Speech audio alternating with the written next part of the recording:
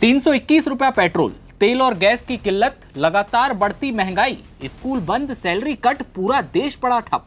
और जब देश कंगाली के मुहाने पर आया तो आईएमएफ के आगे झोली पसारी, $1 करोड़ मांगे, लेकिन मिला बड़ा झटका।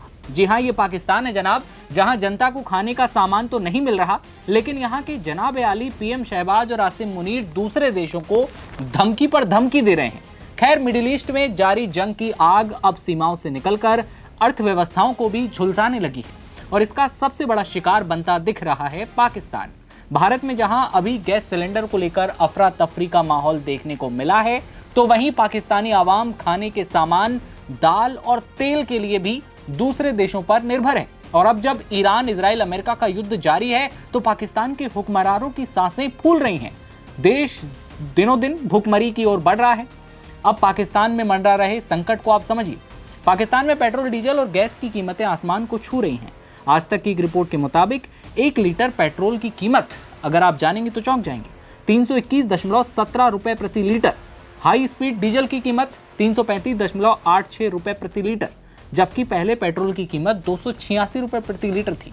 इतना ही नहीं, महंगाई और पाकिस्तानी आवाम के किचन तक घुसपैठ हो चुकी है। बीते शनिवार तक पाकिस्तान में 14.2 किलो एलपीजी सिलेंडर की जो कीमत थी वो थी ₹1046।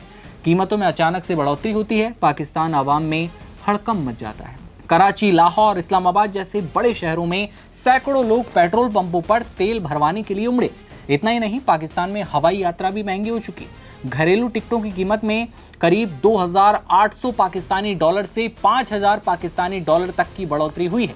जो टिकट पहले 10,000 पाकिस्तानी डॉलर से 15,000 तक मिलते थे, अब उनकी कीमत करीब 20,000 पाकिस्तानी डॉलर के बीच पहुंच चुकी है, यानी कि 5,000 टिकट बढ़ चुके हैं। पाकिस्तान जब आर्थिक संकट की ओर बढ़ ही रहा है, तो वहीं अंतर्राष्ट्रीय मुद्रा कोष की तरफ से मदद की गुहार लगाने के लिए पाकिस्तान के हुक्मरान पहुंचे थे, लेकिन बात बन नहीं पाई। अंतर्राष्ट्रीय मुद्रा कोष के $7 अरब के लोन का कार्यक्रम था, तीसरा रिव्यू था, लेकिन नाकाम हो गया।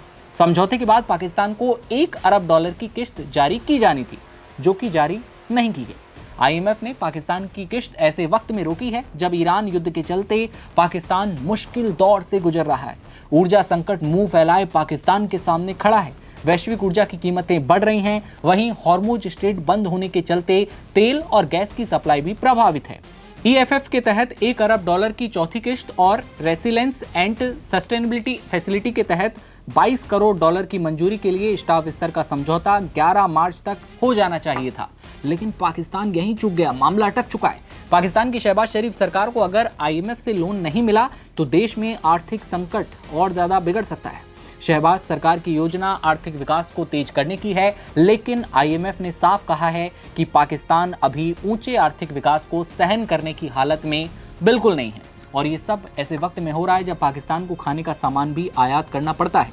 आंकड़ों को देखें तो बीते साल देश में $891 मिलियन की दाल, $3.7 अरब के खाने का जो तेल होता है उसे आयात किया गया था। पाकिस्तान के वित्त मंत्रालय ने कहा कि युद्ध का महंगाई पर असर नहीं है और अभी तय सीमा के अंदर है। देख लीजिए, हालांकि लंबे समय तक चलने वाले युद्ध के चलते ईंधन की कीमतों में बढ़ोतरी से महंगाई का दबाव बढ़ गया है, ये भी कह रहे हैं। याद रहे कि अमेरिका और इजराइल के ईरान के खिलाफ युद्ध के बाद वैश्विक तेल की कीमतों में तेजी और सस्ता बंद होने के कारण, रास्ते सारे बंद होने के कारण इसको अपने रिजर्व पर ही निर्भर होना पड़ा, जो कि अब बहुत दिन का बचा नहीं है। उसके बाद पाकिस्तान में बवाल कट गया। अब सबसे बड़ा सवाल ये कि क्या पाकिस्तान इस आर्थिक तूफान से खुद को बचा पाएगा या फिर हालात और भी ज्यादा बदतर होते चले जाएंगे, क्योंकि जिस तरह हमने आपको रेट बताए वो लगातार बढ़ रहे हैं, पेट्रोल डीजल के हों या फिर हों दाल के या फिर खाने के सामान के। अब कई सारी खबरें हैं जिनमें ये कहा जा रहा है कि पाकिस्तान में भूखमरी जैसे हालात पैदा हो चुके हैं, लेकिन हम इन सारी खबरों की पुष्टि नहीं करते। ऐसी खबरें तमाम आ रही हैं, लेकिन पाकिस्तान सरकार तमाम कोशिशें करती दिखती है।